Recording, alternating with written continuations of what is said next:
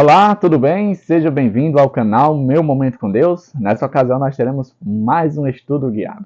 Estamos começando um novo trimestre, uma nova lição, um novo tema, uma nova oportunidade que Papai do Céu reservou para mim e para você, para podermos mais uma vez sermos impressionados pelo poder da sua palavra. Durante esse trimestre nós estamos vendo aí o tema geral, que são os temas que estão contidos ali no Evangelho de João. Trimestre passado nós estudamos Marcos. Esse trimestre nós vamos estudar alguns temas que estão presentes no Evangelho de João. Com certeza será maravilhosa essa experiência. Por isso o meu convite é, venha junto comigo. Vamos todos os dias ter o nosso estudo guiado.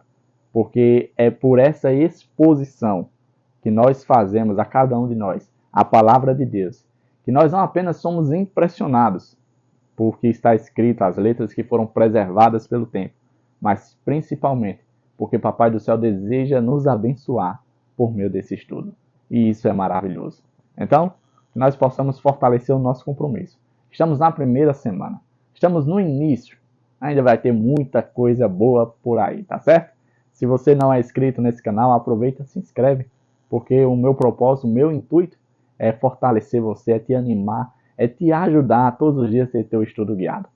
E uma coisa muito importante também, deixa o teu gostei, o teu legal, porque é assim que você soma o seu esforço aí do seu lado, com um clique, com um apertar de dedo, para assim nós levarmos o evangelho a todo mundo, porque a plataforma entende que esse material é algo relevante e que outras pessoas precisam também ser notificadas, precisam ser influenciadas a ter esse material ali para ser visto, tá certo? Recados dados, agora eu quero te convidar a juntos fazermos uma oração, buscarmos a presença de Deus em oração e logo em seguida mergulharmos no estudo de hoje. Então vamos orar juntos? Oremos? Senhor Deus, estás nos céus, muito obrigado, Pai, por termos mais uma vez a oportunidade de estudar a Tua palavra. Essa palavra que não deve ser apenas lida, não deve ser apenas apreciada, mas que deve ser estudada com atenção, com desejo, com afinco, para que a gente possa extrair as bênçãos que estão contidas nesse livro tão precioso, Pai. Que Teu Santo Espírito continue a falar aos nossos corações, continue a nos instruir, porque pela fé nós cremos que Ele foi o autor, inspirando homens escolhidos por Ti, para poder escrever os textos que hoje nós temos acesso. Perdoa os nossos pecados, dá-nos a Tua paz, nos agracia com a Tua santa presença. É isso que nós te pedimos, em nome de Jesus Cristo. Amém. Pois muito bem, chegamos ao dia de domingo, o estudo de domingo, dia 29 de setembro. O tema do nosso estudo de hoje é o casamento em Caná. Relembrando, durante essa semana nós estamos vendo os sinais que apontam para o caminho, os sinais que apontam o caminho. E o primeiro sinal que a gente vai ver no estudo dessa semana é o casamento em Caná. Essa história é bastante conhecida, mas mesmo assim eu quero te convidar a você relembrar ali no Evangelho de João, capítulo 2, do versículo 1 ao 11, que diz assim, ó: No terceiro dia, houve um casamento em Caná da Galileia. A mãe de Jesus estava ali. Jesus e seus discípulos também haviam sido convidados para o casamento. Tendo acabado o vinho, a mãe de Jesus lhe disse: Eles não têm mais vinho. Respondeu Jesus: Que temos nós em comum, mulher? A minha hora ainda não chegou. Sua mãe disse aos serviçais: Façam tudo o que ele lhes mandar. Ali perto havia 6 potes de pedra, do tipo usado pelos judeus, para as purificações cerimoniais. Em cada pote cabia entre 80 e 120 litros. Disse Jesus aos serviçais: Encham os potes com água. E os encheram até a borda. Então lhes disse: Agora levem um pouco ao encarregado da festa. Eles assim fizeram, e o encarregado da festa provou a água que fora transformada em vinho, sem saber de onde este viera, embora o soubessem os serviçais, que haviam tirado a água. Então chamou o noivo e disse: Todos servem primeiro o melhor vinho, e depois que os convidados já beberam bastante, o vinho inferior é servido. Mas você guardou o melhor até agora. Este sinal miraculoso em Caná da Galileia foi o primeiro que Jesus realizou. Revelou assim a sua glória, e os seus discípulos creram nele. Sempre trazendo à tona, né, o propósito do Evangelho de João, que era simplesmente declarar quem era Jesus, ou seja, que Jesus era o Messias, e que por meio dos seus milagres, por meio dos seus feitos, as pessoas deveriam crer que ele era o Filho de Deus. Então aqui nós temos acesso ao primeiro evento, né, o primeiro sinal manifestado ali pelo poder de Jesus, que foi exatamente a transformação de água em vinho, né? E ali aconteceram algumas coisas. Eu separei aqui alguns pontos, né, bastante interessante, que vai nos nortear no nosso estudo. E o primeiro ponto diz assim, ó: quando os discípulos viram Jesus realizando o milagre da transformação da água em vinho, isso ofereceu evidências em favor da decisão deles de segui-lo. Veja que até então os discípulos aparentemente ainda não estavam certos de que Jesus era o Messias.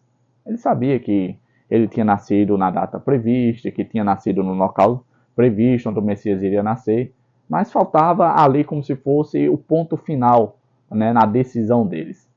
Quando eles testemunharam esse milagre, né, esse sinal apresentado ali por Jesus, eles ficaram impressionados. E ali foi, vamos dizer assim, a mudança de chave, de tipo, não, de fato, ele não é qualquer pessoa. Ele não é mais um que se levanta dizendo que é Messias. Esse, de fato, é o Filho de Deus. Porque quem teria poder na terra para transformar água em vinho? E não em qualquer mero vinho, mas o melhor vinho. Isso foi maravilhoso. Um outro ponto que eu destaquei diz assim: ó, Moisés era o líder dos israelitas e tirou Israel do Egito por meio de inúmeros sinais e maravilhas. Talvez você fique aqui um pouco sem entender do tipo, o que é que Moisés tem a ver com as bodas de Caná? Eu vou te explicar. Se você for olhar ali para a história do Êxodo, né, a história de Moisés, Moisés também fez vários sinais, claro, por meio do poder de Deus. E interessante que os milagres, né, os eventos sobrenaturais que aconteceram ali, eles são conhecidos como sinais. Igual são apresentados os milagres de Jesus no Evangelho de João.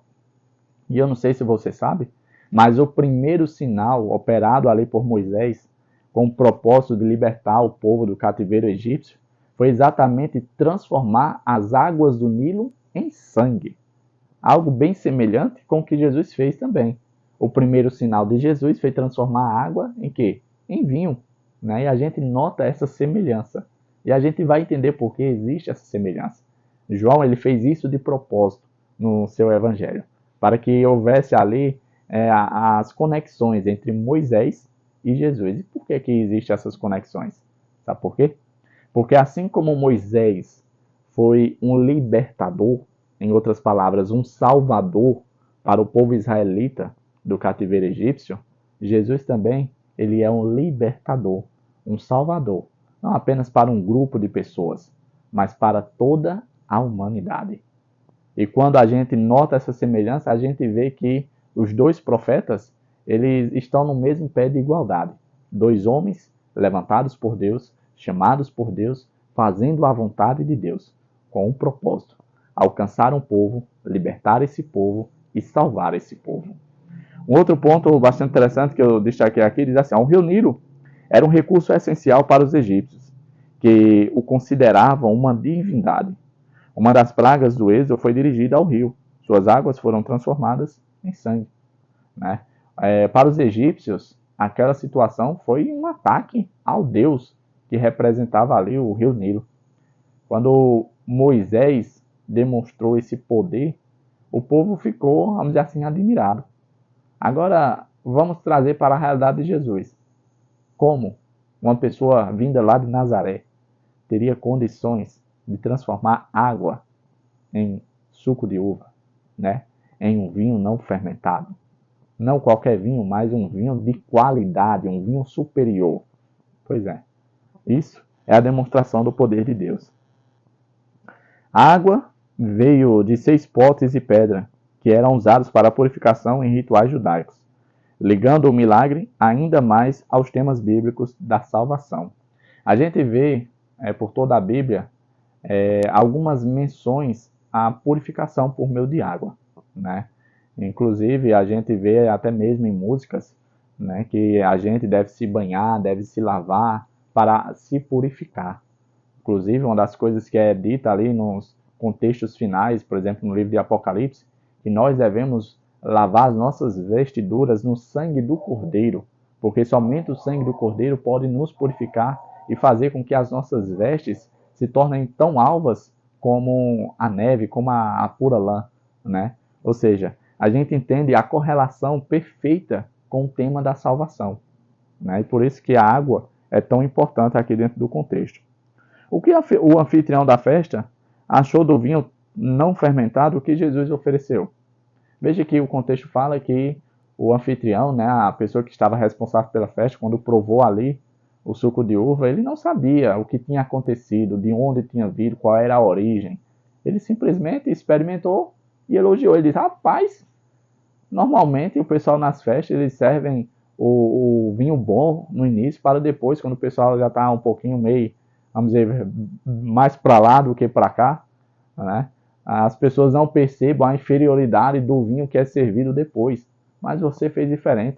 Depois que o povo se fartou aqui do vinho, agora você serve o melhor vinho.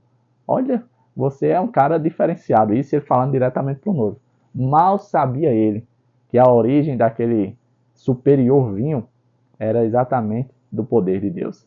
E aqui a gente vê um detalhe muito importante, gente. Jesus precisava fazer isso? É tanto que ele conversando ali com a mãe dele, diz, olha mãe, ainda não chegou o meu momento. Não é a hora. Mas mesmo assim, Jesus se compadeceu daquela situação. Às vezes a gente não consegue entender o que estava acontecendo ali. Para você entender, deixa eu te dizer alguns detalhes que fazem total diferença.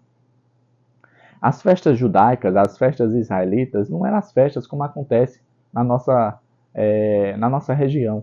Né? A festa de casamento provavelmente dura uma noite ali, entre pela madrugada, mas logo acaba. As festas judaicas duravam 3, 7 dias. Uma semana, imagine uma semana de festa. Você teria condição de bancar um casamento que dure uma semana? Pois é, agora imagine um casamento que era normal durar uma semana, acabar, sei lá, no segundo dia, no primeiro dia. Por quê? Porque acabou ali a bebida, o suco de uva, o vinho. Seria uma vergonha, seria um traje. Aquele casamento poderia ser visto como amaldiçoado. Um casamento que não houve estrutura, não houve recursos para a sua realização. Então Jesus, ao analisar essa realidade e todo esse contexto, o que ele simplesmente faz é se compadecer da situação daquela família a qual tinha convidado ele. Isso demonstra o apreço, isso demonstra o amor que ele tinha para com a humanidade. Assim, foi a ponto de ele dar a própria vida por mim e por você.